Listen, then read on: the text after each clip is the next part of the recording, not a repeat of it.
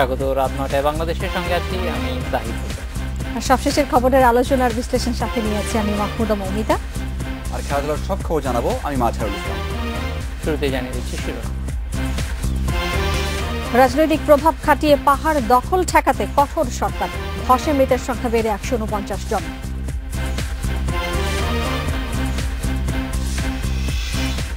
ঢাকার পর সারা দেশে চিকুনগুনিয়া ছড়ানোর আশঙ্কা, জনসচেতনতা বাড়ানোর তাগিদ বিশেষজ্ঞদের।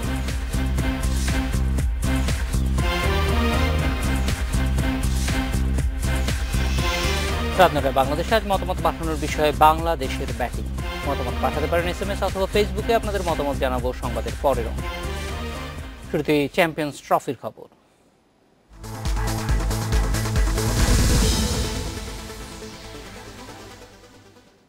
চ্যাম্পিয়ন্স ট্রফির সেমিফাইনালে বাংলাদেশের দেয়া ২৬৫ রানের টার্গেটে ব্যাট করছে ভারত। শেষ খবর পর্যন্ত তাদের সংগ্রহ ১ উইকেটে ১৩৯ রান।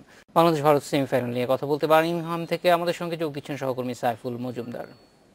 সাইফুল, ভারতের বিপক্ষে যে সংগ্রহ সেইটি জানি যে ইতিমধ্যেই অর্ধেকটা পথ পেরিয়ে গেছে ভারত, তারপরেও কোনো ধরনের মানে এই রানের গতিকে যাতে কমিয়ে আনা যায়, চাপ সৃষ্টি করার জন্য কি পদক্ষেপ নিতে পারে বাংলাদেশ? জাহিদ, এই কথা বলার আগে, এই প্রশ্ন উত্তরের আগে একটু বলে রাখি, ম্যাচটা ইতিমধ্যে হাত থেকে ফসকে গেছে। তার আগেই প্রথম ইনিংসে ফসকে গেছে যখন বোর্ডে মাত্র ২৬৪ রান যোগ করতে পেরেছে বাংলাদেশ। আসলে ভারতের বিপক্ষে এই অল্প পুঁজি নিয়ে লড়াই করা কিংবা ম্যাচ জয়ের স্বপ্ন দেখা, এটি অবশ্যই মানে বেশি বাড়াবাড়ি হয়ে যায়। সেক্ষেত্রে দেখতে পেরেছেন বাংলাদেশের বোলাররা সেভাবে আসলে ভালো বোলিং করতে পারেনি। মাশরাফি একটা উইকেট পেয়েছেন, কিন্তু সেটা ততক্ষণে বেশি দেরি হয়ে গেছে। তাদের যে প্ল্যাটফর্মটা দরকার ছিল সেই প্ল্যাটফর্মটা তারা পেয়ে গেছে।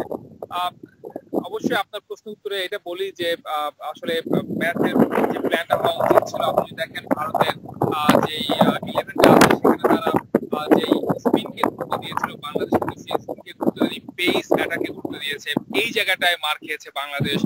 অর্থাৎ টিম ম্যানেজমেন্ট যে প্ল্যান করেছিল সেই প্ল্যানটা ভুল ছিল, সেটি এতক্ষণে প্রমাণ হয়ে গেছে নিঃসন্দেহে।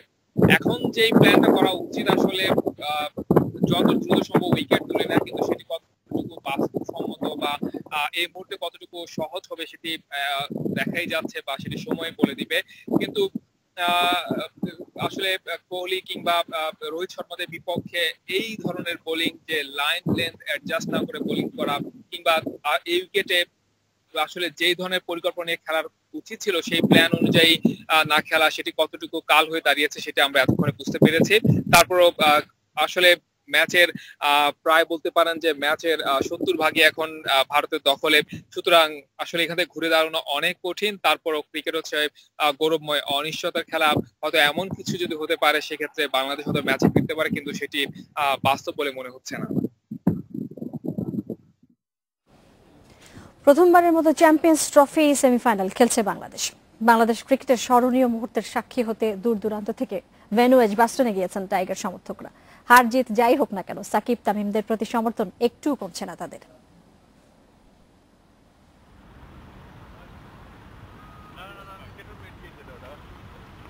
ভারত অনেক শক্তিশালী, কিন্তু বাংলাদেশ কম শক্তিশালী না। বাংলাদেশের যে পারফরমেন্স, আমরা আশা করি বাংলাদেশ যদি তার এক্সপেকটেশন এবং কোয়ালিটি অনুযায়ী খেলতে পারে অবশ্যই বাংলাদেশ উইন করবে।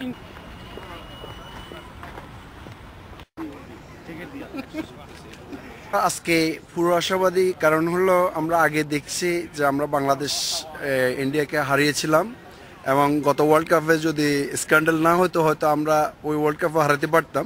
India is going to win. Yeah, India is the best cricket match, best team, and it's like from now the record. It's playing very well in Kohli's leadership. So I'm fingers crossed we'll have a good day today.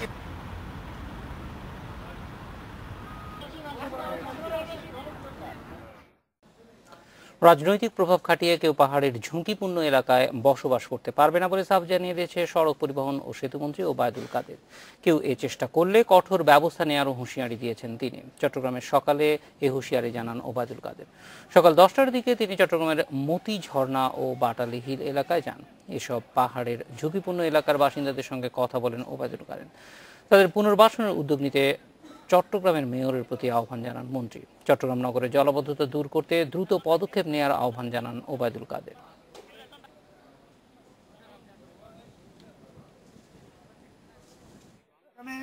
Lakh lakh মানুষের জীবনের ব্যাপার, তাদের জীবনের ঝুঁকি আছে।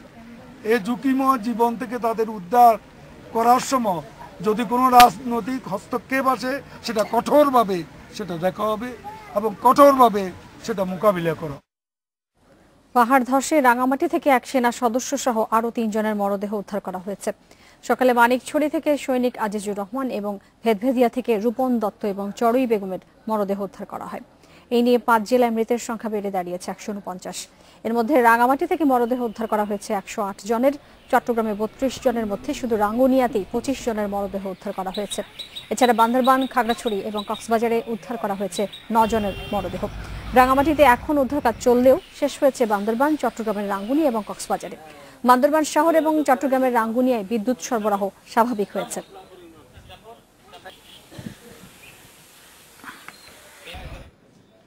পরিবারের বেশিরভাগ সদস্য হারিয়ে রাঙামাটিতে এখন শোকে স্তব্ধ অনেকে। অনিশ্চিত ভবিষ্যৎ আশঙ্কায় নির্বাক এসব মানুষ। পাহাড় ধসে ক্ষতিগ্রস্ত মানুষের দীর্ঘমেয়াদী সেবা দেওয়ার উপর জোর দিচ্ছেন বিশেষজ্ঞরা। রাঙামাটি স্থানীয় একটি মাদ্রাসার 10ম শ্রেণীর শিক্ষার্থী মহিউদ্দিন জিহাদ। বাবা মা আর ছোট বোনকে নিয়ে ছিল তাদের সুখের সংসার। বাবা ছিলেন রাঙামাটি ব্যাটালিয়ন আনসারের সদস্য। সোমবার চোখের সামনেই জিহাদের পরিবারের সবাই চলে গেছে পাহাড় থেকে ধেয়ে আসা মাটির গভীরে। একই দুর্ভাগ্য ভেদবেদি এলাকার সত্তরোর্ধ্ব আহমেদ নবীরও। 9 সদস্যের পরিবারে এখন ছেলে আর মেয়ের জামাই ছাড়া আর কেউ বেঁচে নেই। সোমবারের বিপর্যয়ে পরিবারের সবাইকে হারিয়ে এমন অনেকেই শোকে পাথর, নির্বাক। চোখের কোণে ভয়াল স্মৃতি। নিহতদের বেশিরভাগই ছিল একই পরিবারের সদস্য। আশা আমার শ্বশুরকে এখানে দেখছি, ওইখানে যা দেখি আমার শাশুড়ি মারা। আমার ভাই ছাড়া আর কেউ নেই, সবাইকেই মাটি দেওয়া হয়েছে। সব হারানো এসব মানুষের দরকার সঠিক চিকিৎসা, প্রয়োজন সবার সহযোগিতা। যে হয়তো যারা মাতৃহীন পিতৃহীন হয়ে গেছে, এদের একটা মেন্টাল শক পাওয়ার সম্ভাবনা আছে।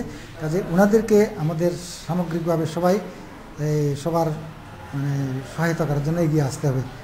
রাঙামাটিতে সোমবারের পাহাড় ধসে 107 জনের মৃত্যু হয়েছে বলে জানিয়েছে জেলা প্রশাসন। অনুপম শীল, ইন্ডিপেন্ডেন্ট নিউজ, রাঙামাটি।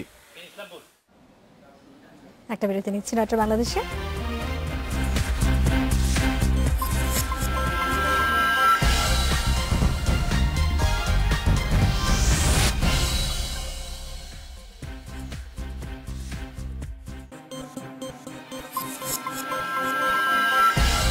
রাত 9টায়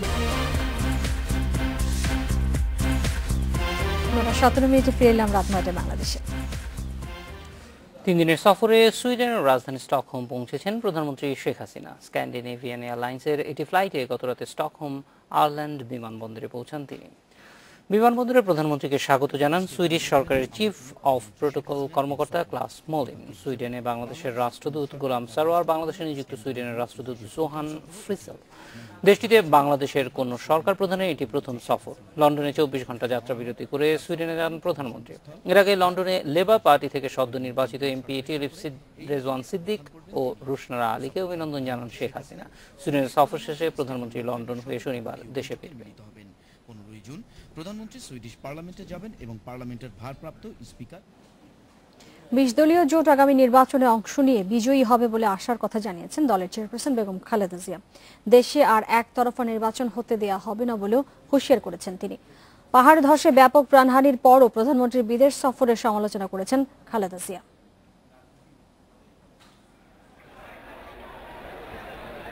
রাজধানীর ইঞ্জিনিয়ার্স ইনস্টিটিউশন প্রাঙ্গণে বৃহস্পতিবার ইফতার মাহফিলের আয়োজন করে ঢাকা মহানগর দক্ষিণ বিএনপি। অনুষ্ঠানে প্রধান অতিথি ছিলেন বিএনপি চেয়ারপারসন বেগম খালেদা জিয়া। ইফতারের আগে দেয়া বক্তব্যে বিএনপি প্রধান অভিযোগ করেন, আওয়ামী লীগ আর ক্ষমতায় আসতে পারবে না জেনেই এখন লুটপাটে ব্যস্ত। 20 দল বিএনপি আমরা নির্বাচনে যাব এবং আমরা জানি ফেয়ার নির্বাচন হলে আমরা জিতব। সেজন্যই আমরা বলতে চাই, নিরপেক্ষ নির্বাচনটা তখনই সম্ভব হাসিনাকে ক্ষমতা থেকে নামিয়ে। নির্বাচনের আগে 20 দলীয় জোটের নেতাকর্মীদের মুক্তি এবং মামলা প্রত্যাহারের দাবি জানান খালেদা জিয়া। আওয়ামী লীগ সহ তাদের সহযোগী যারা অপরাধ করছে এইগুলোকে ধরা এবং জেলে পড়ার ব্যবস্থা করার জন্য আমি দাবি জানাবো। বিএনপি চেয়ারপারসন বলেন, পাহাড় ধসে ব্যাপক প্রাণহানির পরও প্রধানমন্ত্রীর বিদেশ সফর প্রমাণ করে জনগণের প্রতি সরকারের কোনো দায়বদ্ধতা নেই। আনন্দ ভ্রমণে আছেন তিনি, কাজে তার দেশের মানুষের প্রতি কোনো মমতা নেই। সে বলে সে নাকি দেশের মানুষের জন্য জীবন দিতে প্রস্তুত। দেশের মানুষ জীবন দিচ্ছে, তিনি ভ্রমণ করছেন। প্রতিকূল পরিস্থিতি মোকাবিলা করে দেশের মানুষের জন্যই রাজনীতি করছেন বলে দাবি করেন খালেদা জিয়া। যদি আজকে দেশের বাইরে চলে যেতাম তাহলে আমার বড় ছেলেটাও ভালো থাকতো, আমার ছোট ছেলেটাকেও আমি হারাতাম না। মাহমুদ শরীফ, ইন্ডিপেন্ডেন্ট নিউজ, ঢাকা। মমিতা, আরো কিছু খবর জানবো, তার আগে মাঝারের কাছ থেকে জেনে নেই মাঝার খেলার খবর। যাতে আজকে তো একটাই আলোচনা, বাংলাদেশ ভারতের ম্যাচ, বিগ ম্যাচ। তবে ম্যাচের যে অবস্থা এখন, আর মাত্র 93 রান দরকার 23 ওভারে, সেই ক্ষেত্রে খুব একটা আশা দেখা যাচ্ছে না। 26 ওভার চলছে অলরেডি আসলে। হ্যাঁ, সেই ক্ষেত্রে বলা যায় যে খুব একটা আশা নেই। 172 হয়ে গেছে, তবে সেই ক্ষেত্রে আশা দেখা যাচ্ছে না। তারপরে বলা যায় যে ক্রিকেটকে বলা হয় গৌরবময়। বাংলাদেশ এই প্রথম কোন একটা আইসিসি টুর্নামেন্টে সেমিফাইনালে খেলছে, সেটাও গর্ব করার মতোই। অবশ্যই আজকে আমাদের দিন ছিল না, অবশ্যই এটা গর্ব করার মতো। তবে দিন ছিল না, বাংলাদেশের ব্যাটসম্যানদের কিছু ছোটখাটো ভুল ছিল, যেগুলো আসলে আমাদের বড় হয়ে দেখা দিয়েছে। বড় আসলে আমার কাছে খেলাধুলার আরো বেশ কিছু খবর আছে, সেগুলো জানিয়ে দিব। নিচেরা বিরতি, একটু পরে ফিরে আসছে, সাথে থাকুন।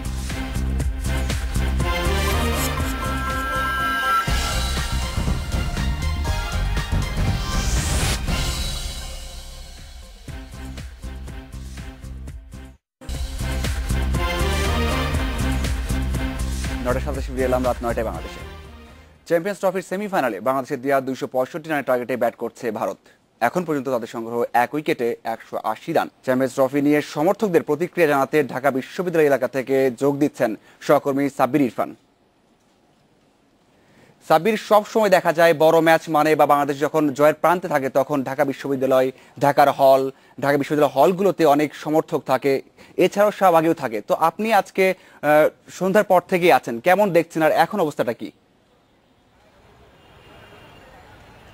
আমি এখন শাহবাগে আছি, এখানে জায়ান্ট স্ক্রিনে খেলা দেখানো হচ্ছে এবং কিছুক্ষণ আগেও কিন্তু এখানে অনেক দর্শক ছিল এবং তারা বাংলাদেশকে সমর্থন জানাচ্ছিলেন এখান থেকেই।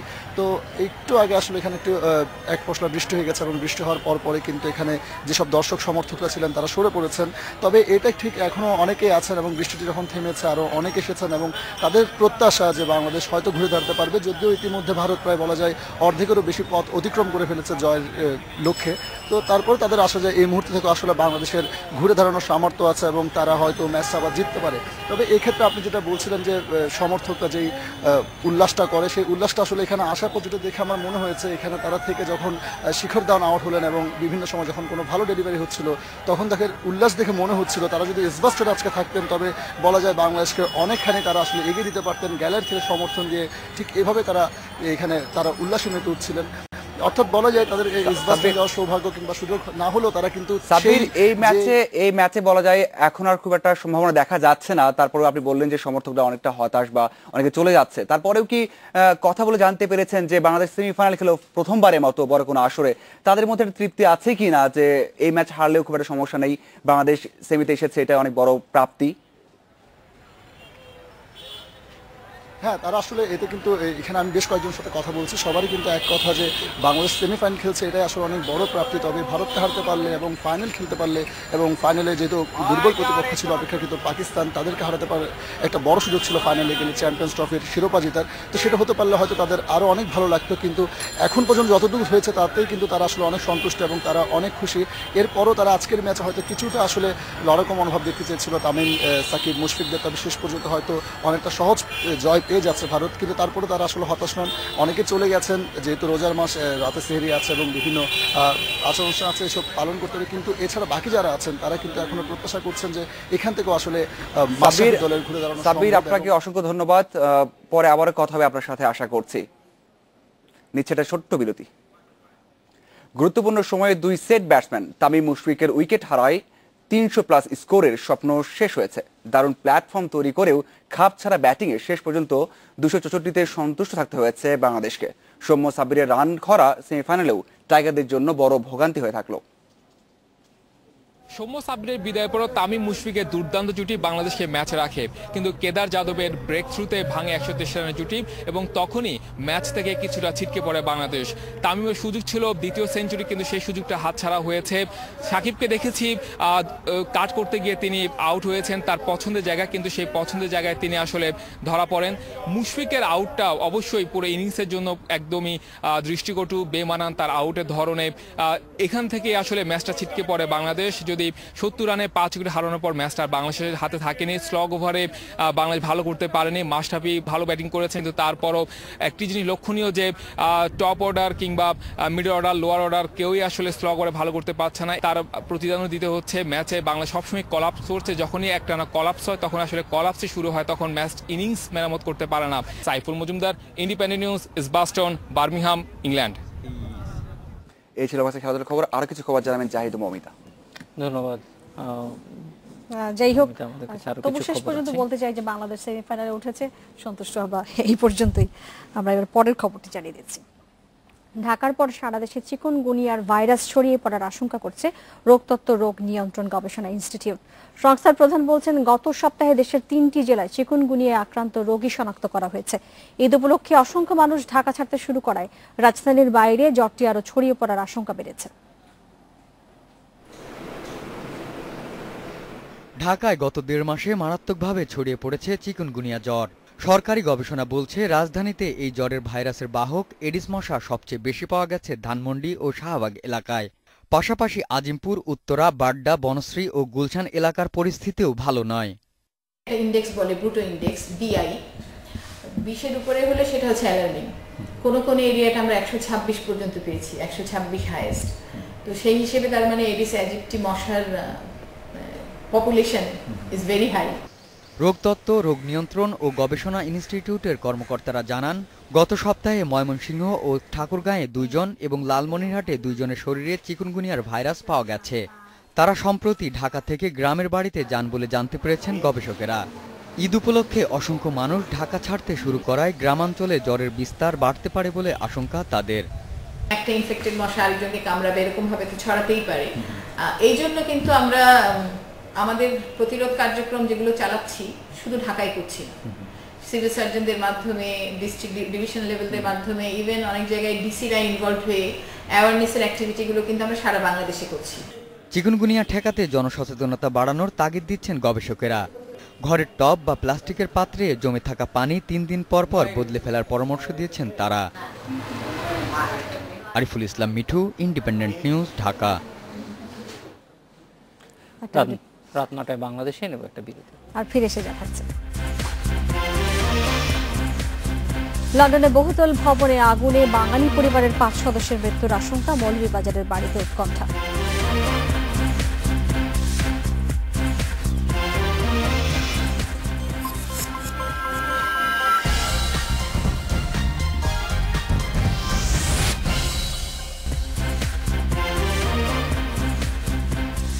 নটা 44 মিনিটে ফিরে এলাম রাত 9টায় বাংলাদেশে। মাঝহার এবং জাহিদ, আমরা বাংলাদেশের ব্যাটিং নিয়ে দর্শকের মতামত চেয়েছিলাম, অনেকগুলো মতামত এসছে। হতাশার কথাই বেশি বলছেন সবাই। জিমি তিনি বলছেন, এরকম একটি গুরুত্বপূর্ণ ম্যাচে ব্যাটসম্যানদের দায়িত্বহীন পারফরমেন্স তিনি আশা করেননি। শাকিল তিনি বলছেন, মাথা গরম করে খেলার কারণে ব্যাটিং বিপর্যয় হয়েছে বাংলাদেশের। জুয়েল তিনি বলছেন, ভারতের মতো লাইন আপের বিপক্ষে ভালো হয়েছে, তবে আমাদের প্রত্যাশা আরও বেশি ছিল। মলি বলছে, বাজে ব্যাটিং এর ভারতের কাছে উড়ে যাবে বাংলাদেশ। তানজিলার মত, বাংলাদেশ ব্যাটসম্যানরা এমন খেলবে ভাবতে পারেনি। এটা অবশ্য বেশিরভাগ মানুষই ভাবতে পারেনি এতটা খারাপ হবে আজকের খেলা। জামাল বলছে, ভারতের বিপক্ষে ম্যাচটিকে আরো গুরুত্ব দেওয়া দরকার ছিল বাংলাদেশের ব্যাটসম্যানদের। আমার কাছে একটু এসএমএস আছে, এখানে মিম বলছেন যে আসলে মুখ থুবড়ে পড়ছে দলের ব্যাটিং লাইন আপ। এছাড়াও আবির বলছেন, ব্যাটিং এর সময় ব্যাটসম্যানদের আরো ধৈর্যের সঙ্গে খেলা দরকার ছিল। আসলে সবাই বলছে এরকম ধৈর্যের কথা, বলছে যে এক্সপিরিয়েন্স একটা দল। তারপরে এমন হলো, সাইফুল বলছেন যে আশা নিয়ে 16 কোটি মানুষ স্বপ্ন দেখছিল, তার শুধু স্বপ্নই থেকে গেল।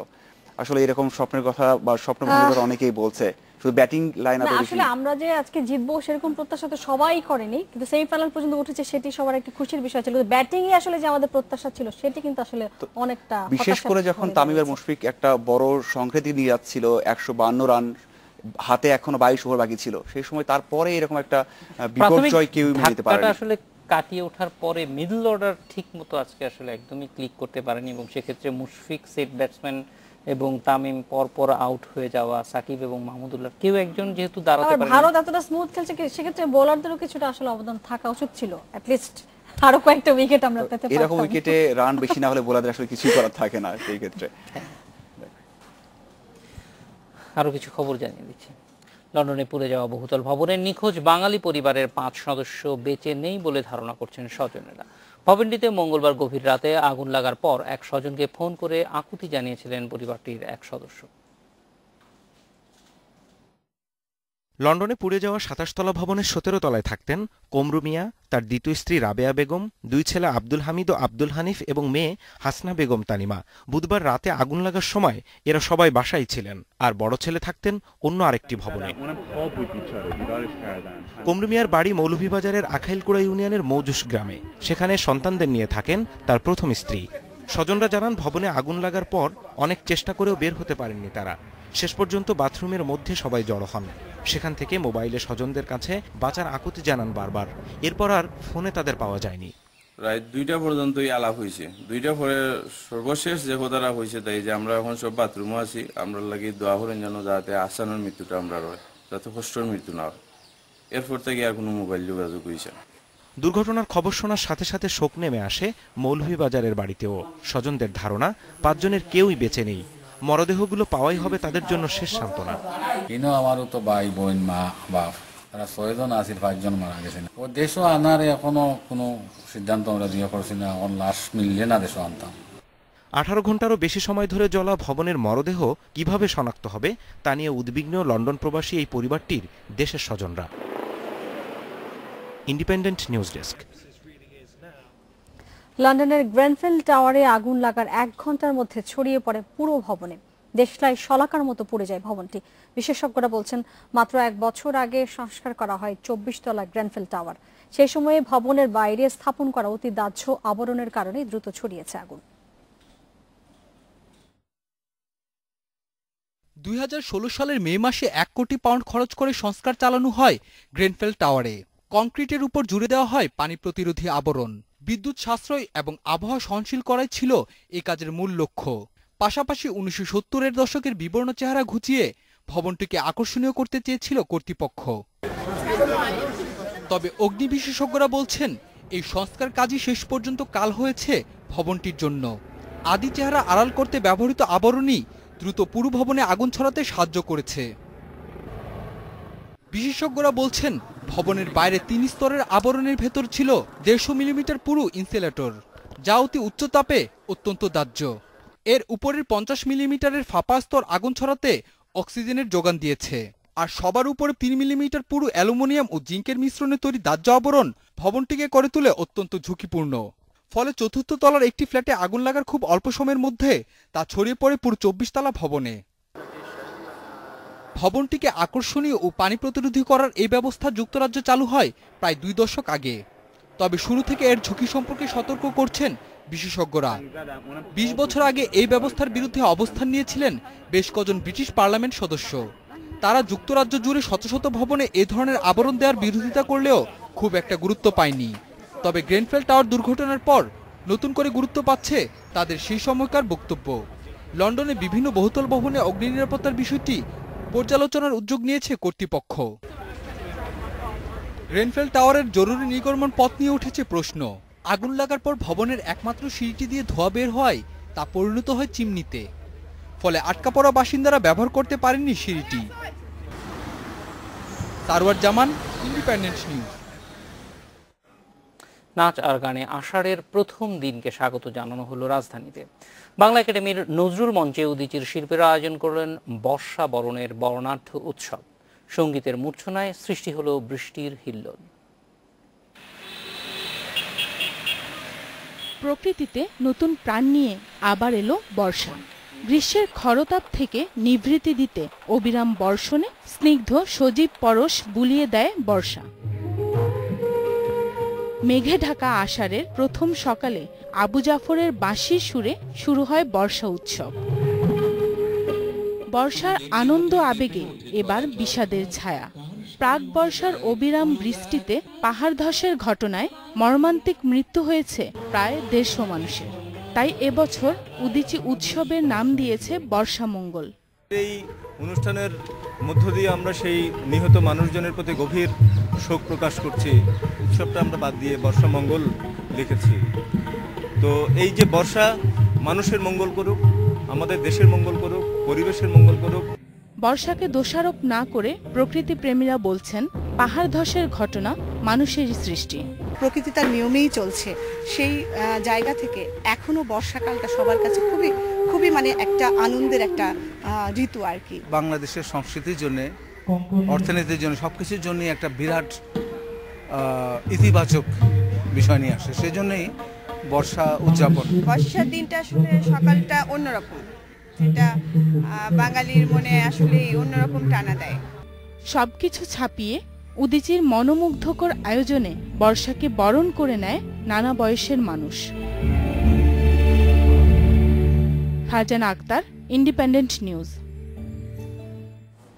এই ছিল রাত 9টায় বাংলাদেশ। শেষ করব জাপানের কর্মস্থলে ব্যায়ামের কিছু ছবি দেখিয়ে, তার আগে বিদায় নিচ্ছি আমরা। ধন্যবাদ সবাইকে সাথে থাকার জন্য।